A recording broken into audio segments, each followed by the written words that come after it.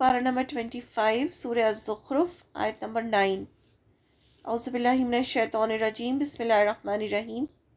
وَلَئِن، اور البتہ اگر، سألتہم، پوچھیں آپ ان سے، من، کس نے، خلق السماواتی، کس نے پیدا کیا آسمانوں کو، والارض، اور زمین کو، لَيَقُولُنَّ، البتہ وہ ضرور کہیں گے، خلقہن، پیدا کیا انہیں، العزیز، نہایت غالب، العلیم، خوب علم والے نے۔ یعنی یہ جب اہل مکہ جو تھے کفر کر رہے تھے اللہ کا، انہوں نے شریک بنا رکھے تھے اللہ کے، بتوں کی عبادت کرتے تھے۔ اللہ تعالیٰ فرما رہے ہیں کہ جب آپ ان سے پوچھئے کہ آسمان اور زمین کو کس نے پیدا کیا، تو وہ ضرور کہیں گے کہ ہاں، ان کو عزیز العلیم، یعنی اس ہستی نے پیدا کیا ہے جو زبردست ہے، غالب ہے، خوب علم والا ہے۔ یعنی وہ یہ مانتے تھے کہ آسمان اور زمین کو اللہ نے ہی پیدا کیا ہے، یہ سب چیزیں وہ مانتے تھے، لیکن اس کے باوجود وہ اللہ کے ساتھ شرک کرتے تھے۔ ان کو منع جب کیا جاتا تھا شرک کرنے سے، تو وہ ظلم کرتے تھے مسلمانوں پر۔ اگر آپ ان سے، یعنی اہل مکہ کے کافروں سے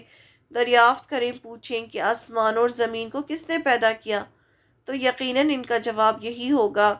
کہ انہیں غالب اور دانا اللہ ہی نے پیدا کیا ہے،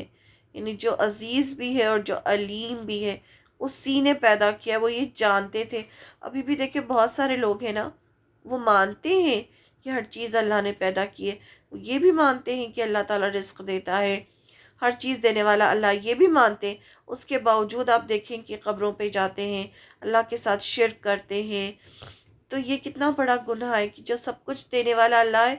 تو پھر آپ شرک کر رہے ہیں، آپ کسی اور کی عبادت کر رہے ہیں، جا کے کسی اور سے مانگ رہے ہیں، کسی اور کو سمجھ رہے ہیں کہ وہ اللہ سے آپ کی سفارش کرے گا، جبکہ ہمیں اللہ تعالیٰ قرآن مجید سے ہمیں پتہ چلتا ہے کہ اللہ تعالیٰ ہم سے فرماتے ہیں کہ میں بہت قریب ہوں، مجھ سے مانگو، ڈائریکٹ مجھ سے مانگو، کسی کو بیچ میں ضرورت نہیں ہے کسی کو پکارنے کی، صرف اور صرف اللہ کو پکارو، صرف اللہ سے مدد مانگو۔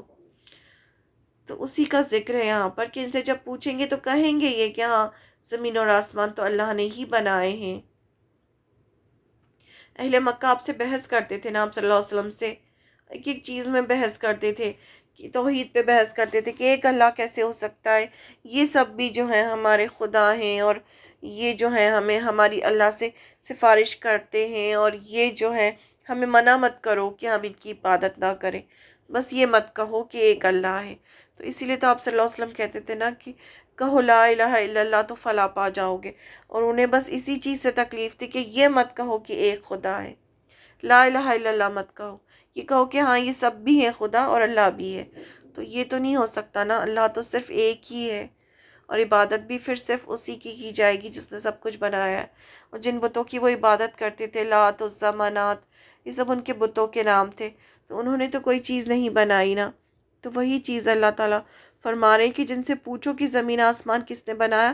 تو وہ ضرور کہیں گے کہ صرف اللہ نے ہی بنایا ہے، اور یہ بھی مانیں گے کہ اللہ عزیز ہے، اور اللہ علم والا ہے، خوب علم والا ہے، علیم ہے۔ اہل مکہ بھی مانتے تھے کہ زمین اور آسمان اور سب کچھ پیدا کرنے والا صرف اللہ ہے، اس کے باوجود بتوں کو پوچھتے تھے۔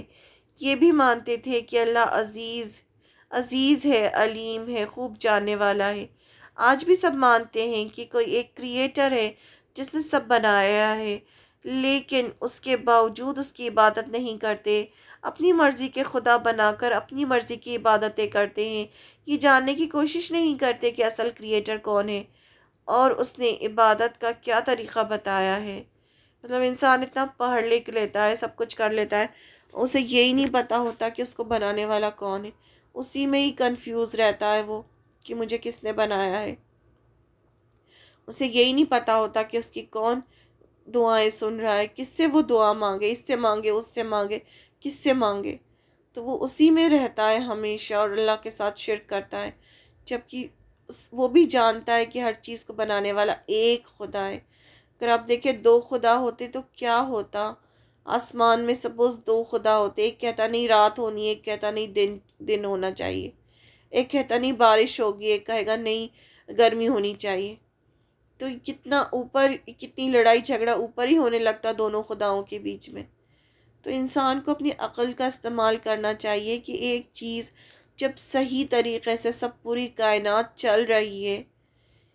کوئی بالکل صحیح طریقے سے، وہ تو انسان ہے جو ہر چیز میں فساد کرتا ہے، ورنہ ایک کائنات کا تو ایک نظام ہے جو اللہ تعالیٰ ایک صحیح اس سے چل رہا ہے، ہر چیز چل رہی ہے۔ تو پھر خدا بھی ایک ہی ہے۔ یہ انسان کو سوچنا چاہیے، اپنی عقل کا استعمال کرنا چاہیے، اپنی آنکھوں کا، اپنے کان کا استعمال کر کے اس کو پہچاننا چاہیے۔ اور پھر پہچاننے کے بعد دیکھیں قرآن میں آتا ہے کہ اللہ تعالیٰ نے انسان کو اپنی عبادت کے لیے، انسان اور جنوں کو اپنی عبادت کے لیے بنایا۔ تو ہمیں پتہ کیسے چلے گا کہ ہمیں عبادت کیسے کرنی ہے؟ تو وہ ہم یہ قرآن پڑھیں گے، دین پڑھیں گے، تو ہی ہمیں پتہ چلے گا کہ اللہ تعالیٰ ہم سے چاہتے کیا ہیں، کیا ایکسپیکٹ کرتے ہیں اللہ تعالیٰ ہم سے، اور ہمیں کیا ایسا کرنا ہے جس سے ہم دنیا میں بھی کامیاب ہوں اور آخرت میں بھی ہمیں مرنے کے بعد بھی کامیابی حاصل ہو۔ اہل مکہ کے 3 اعتراضات تھے۔ پہلا تھا توحید کا کہ امت کہو کہ ایک خدا ہے۔ دوسرا رسالت کا کہ آپ صلی اللہ علیہ وسلم تو انسان ہے، آپ کو کیوں رسول بنایا؟ تو جواب دیے گئے جب ان کو بتایا گیا کہ پہلے بھی رسول جو ہیں وہ انسان ہی تھے، اگر فرشتے دنیا میں بستے تو فرشتے آتے رسول بن کر۔ تو پھر کہنے لگے کہ اگر اللہ کو پیغمبر بنانا ہی تھا تو اس یتیم بچے کو کیوں بنایا؟ ہمارے یہاں مکہ اور طائف میں اتنے بڑے بڑے لوگ ہیں، ان کو کیوں نہیں بنایا؟ پھر تیسرا ان کا اعتراض تھا کہ قیامت، جب ہم مر کر مٹی ہو جائیں گی تو پھر ہم دوبارہ کیسے اٹھیں گے؟ دوبارہ کیسے اٹھیں گے جب آپ صلی اللہ علیہ وسلم کہتے تھے میدان حشر میں سب اکٹھا ہوں گے، اللہ سوال کرے گا، ہمیں اپنا جواب دینا ہوگا کہ ہم کیا کر کے آئے۔ تو اس پر کہتے تھے کہ جب ہم بوسیدہ ہڈیاں ہو جائیں گے تو کیسے ہم دوبارہ اکٹھا ہوں گے؟ تو پھر اللہ تعالیٰ نے اتنی ساری آیتیں جو قرآن مجید میں قیامت کی آیتیں ہیں